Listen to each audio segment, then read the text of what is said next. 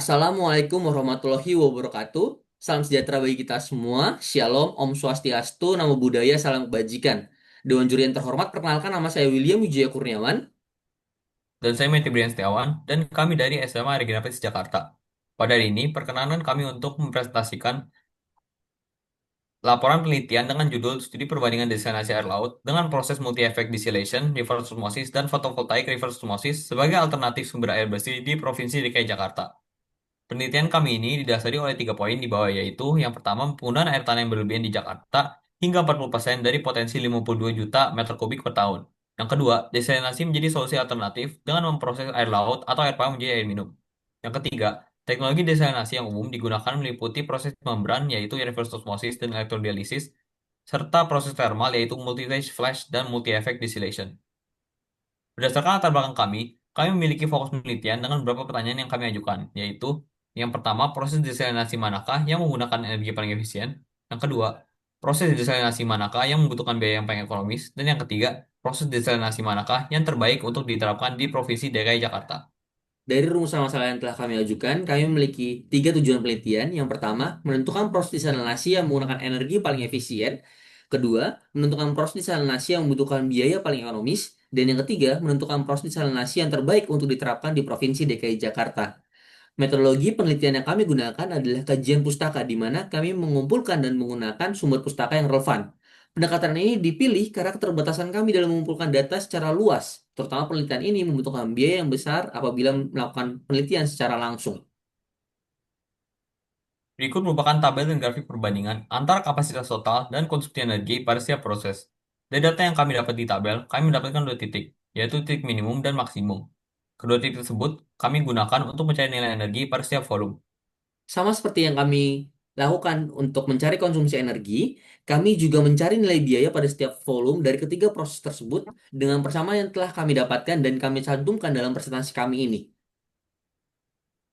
Berikutnya, salinitas air laut Jawa, yaitu 30-35 gram per liter, lebih kecil dibandingkan salinitas air laut Arab dengan kisaran 48 gram per liter. Proses MED digunakan di Arab dikarenakan salinitas air laut yang tinggi dan energi yang lebih efisien. Sedangkan proses RO digunakan di tempat yang memiliki salinitas air laut yang lebih kecil, sehingga membran pada RO tidak rusak. Dari hasil analisis kami mencari nilai energi dan biaya untuk lipatan volume 10.000 meter kubik.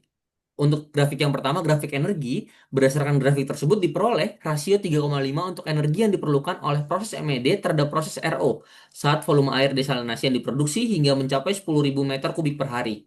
Selain itu, jika dibandingkan dengan volume produksi hingga mencapai 100.000 meter kubik per hari, maka rasio yang diperlukan proses MED terhadap proses RO adalah sebesar 17 kali. Kemudian kita beralih ke grafik biaya, dapat dilihat bahwa biaya proses MED memiliki faktor pengalih sebesar 2 hingga 4 terhadap proses RO. Faktor pengalih biaya yang memiliki nilai 2 saat volume air tawar yang diproduksi sebesar 10.000 meter kubik per hari dan memiliki nilai 4 saat volume air tawar yang diproduksi sebesar 100.000 meter kubik per hari.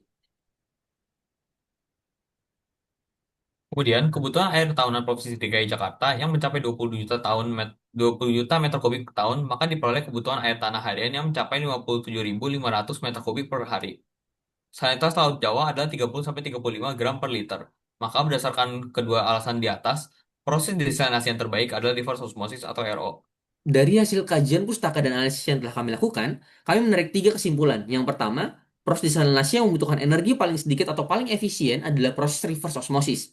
Kedua, proses desalinasi yang membutuhkan biaya paling sedikit adalah proses fotovoltaik reverse osmosis ya, jika diproduksi air di bawah 20.000 meter kubik per hari. Sedangkan proses yang paling ekonomis untuk produksi air di atas 20.000 meter kubik per hari hingga 100.000 meter kubik per hari adalah proses reverse osmosis. Ketiga, proses desalinasi terbaik untuk digunakan di DKI Jakarta adalah reverse osmosis, sebagaimana yang telah kami bahas di pembahasan tadi. Kemudian, hal itu juga dikarenakan oleh rata-rata salinitas Laut Jawa yang masih dalam batas normal, berbeda dengan salinitas Laut Timur Tengah yang mencapai 48 gram per liter yang lebih cocok menggunakan proses multi-effect distillation. Demikian laporan penelitian yang dapat kami sampaikan. Terima kasih.